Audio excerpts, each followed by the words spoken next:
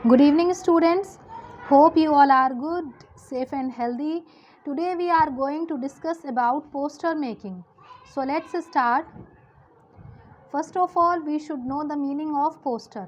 देखिए हम poster making को डिस्कस करेंगे अब. तो सबसे पहले हमें पोस्टर के बारे में पता होना चाहिए. So a poster is a very useful means of making an announcement, advertising a product or bringing about awareness on any issue of public interest. तो पोस्टर कैसे यूज़फुल होता है हमारे लिए? जब हम किसी भी चीज़ का अनाउंसमेंट करते हैं या फिर किसी भी प्रोडक्ट का एडवर्टाइजमेंट करेंगे, किसी भी प्रोडक्ट की एडवर्टाइजिंग करेंगे या फिर पब्लिक इंटरेस्ट के लिए किसी भी इशू के बारे में हम कोई अवेयरनेस लाएंगे, वो तब हम यूज़ करते हैं पोस्टर मेकिंग. पब्लिक को हमें किसी भी इशू के बारे में अवेयरनेस लानी है, तब हम यूज़ करते हैं poster making.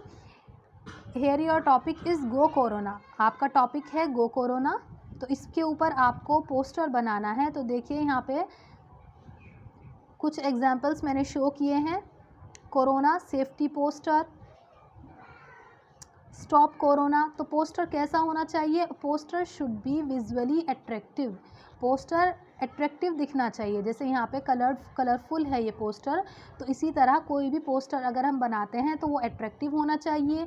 Readable from a distance, कि आप दूर से ही देखकर उसको पढ़ सकें.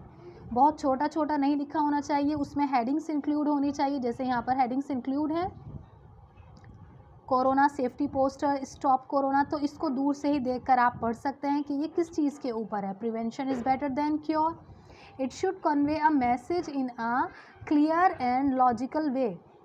तो पोस्टर की क्वालिटी क्या होनी चाहिए? सबसे पहली क्वालिटी क्या होनी चाहिए पोस्टर की? कि वो आपको कोई मैसेज दे रहा हो.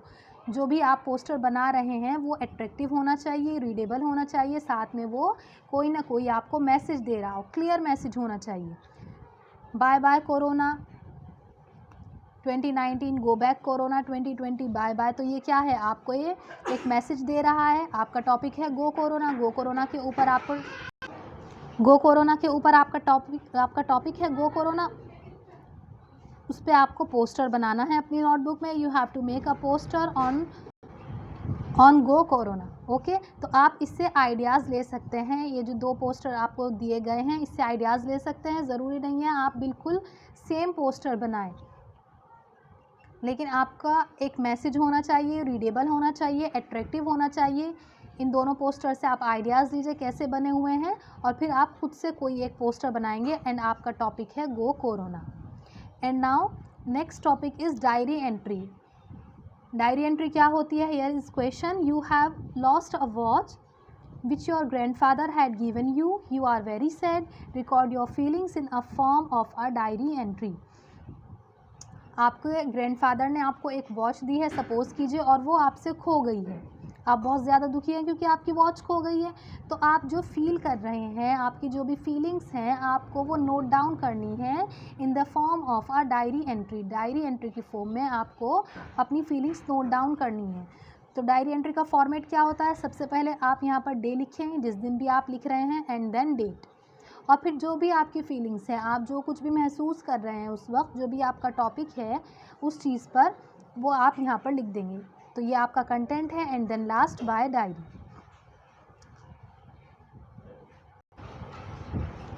सो you have to make a poster on go corona in your notebook and also this question on diary entry.